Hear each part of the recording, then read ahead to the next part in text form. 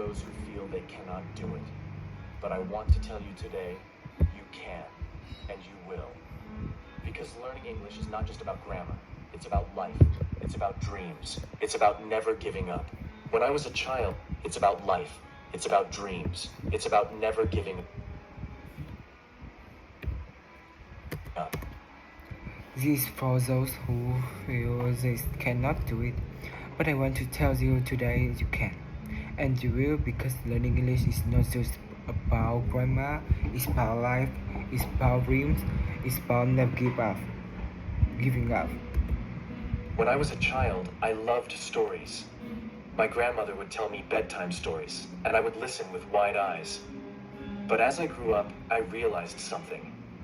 All the stories I wanted to read were in English, and I didn't know how. When I was a child, I loved stories. My grandmother would tell me bedtime stories, and I would listen with wide eyes. But as I grew up, I realized something. All stories I wanted to read were in English. How to read them. I felt stuck. My friends laughed when I spoke in English. My teacher said I was slow, and I believed them. I thought maybe English was not for me. And I didn't know how to read them. I felt stuck. My friends laughed when I spoke English. My teacher says I was slow, and I believed them. I thought maybe English was not for me. But I wanted to read books without stopping. I wanted to understand the world. And so, one day, I made a choice. But deep inside, I had a dream. I wanted to speak English like the heroes in movies. I wanted to read books without stopping. I wanted to understand the world, and so one day I made a choice. Stopping.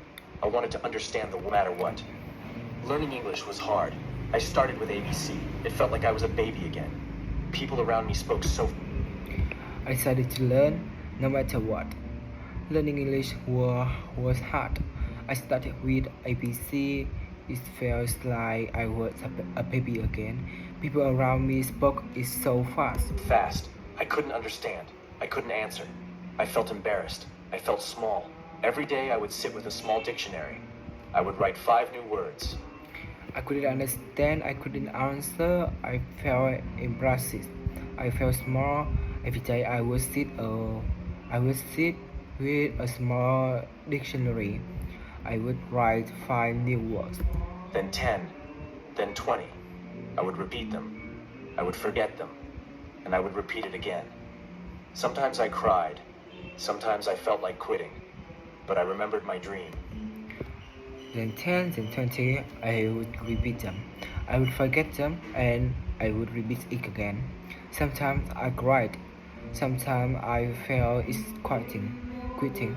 But I remembered my dream. I remembered the stories, and I told myself, don't give up, Robert, not yet. After months of learning, something changed. One day in class, the teacher asked a question in English. I remember the stories, and I told myself, don't give up, Robert, not that. After month of learning, something changed. One day in class, the teacher asked a question in English. I raised my hand. My heart was beating fast. I stood up and answered. The words were not perfect, but I spoke. The class was silent. Then the teacher smiled. I raised my hand. My heart was beating fast. I stood up and answered. The words were not perfect, but I spoke. The class was silent. Then the teacher smiled. Good job, Robert, she said. This was the first time someone said good job to me in English. I felt proud. I felt relief. I knew then that I was not wasting time. I was growing. As I got better, I started reading small books, children's books, then short stories. The novels books become my friends. I would sit alone for hours, reading, imagining, dreaming. Friends, new words, new ideas, new feelings. One day, I read a line in a book. It said, "A reader lives 1,000 lives before he dies." That line changed me. I realized that learning English was not just about passing. I learned new words, new ideas, new feelings. One day I read a line in a book. It says, a reader lives 1,000 lives before he dies. The line changed me. I realized that learning English was not just about passing exams. It was about living more, feeling more, understanding more. Just when I thought I was doing well, life threw a challenge. I had to give a speech in front of the school in English. I succeeded, but inside I was scared. What if I forget? What if they laugh? The night before the speech, I couldn't sleep. I practiced in front of the mirror again and again. Stood on the stage. My hands were shaking. My voice was low, but I spoke. Slowly, clearly, honestly. When I finished, the hall was quiet. Then came the applause. The next day, I stood on my stage.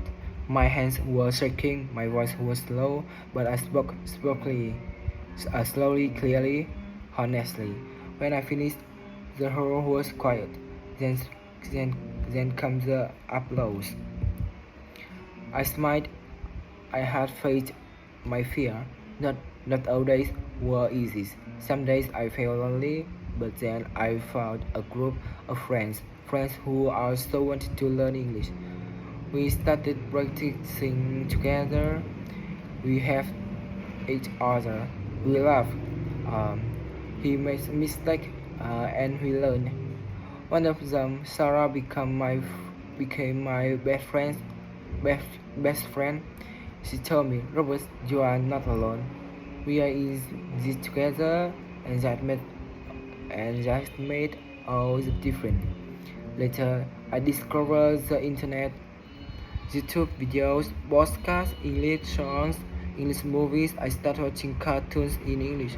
The movies with subtitles. I learned the two songs and wrote down the lyrics. My world opened up. I learned accents.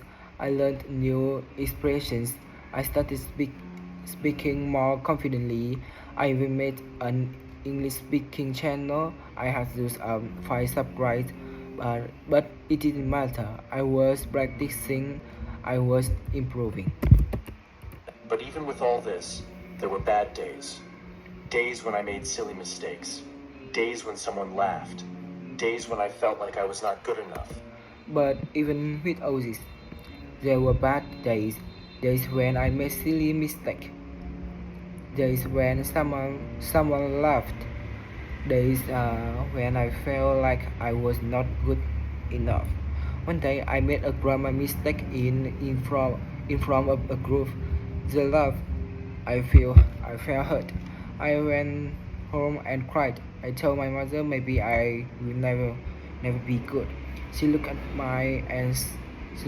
she looked at me and said, "You are really good. You just don't see it yet." This night I wrote on my wall, "Don't give up." One day a new teacher came to our school. Her name was Miss Carter. She was kind.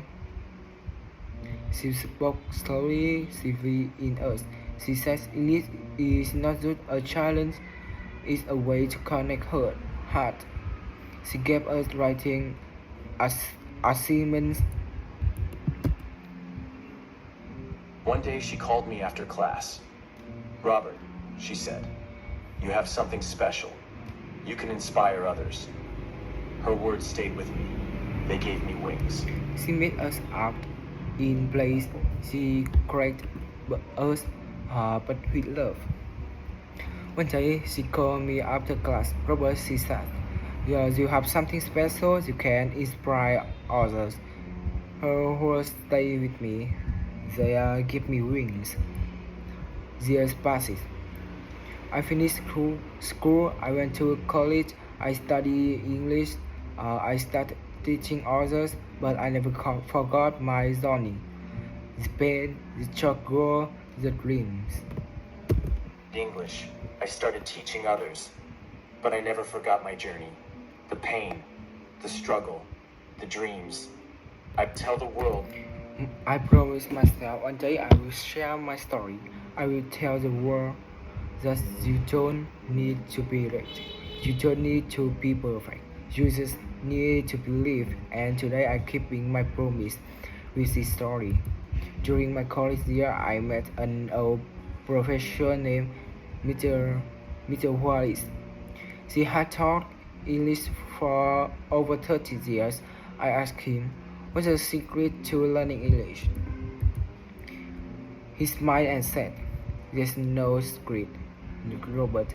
Just listen, read, write, and speak. Then love every moment of it.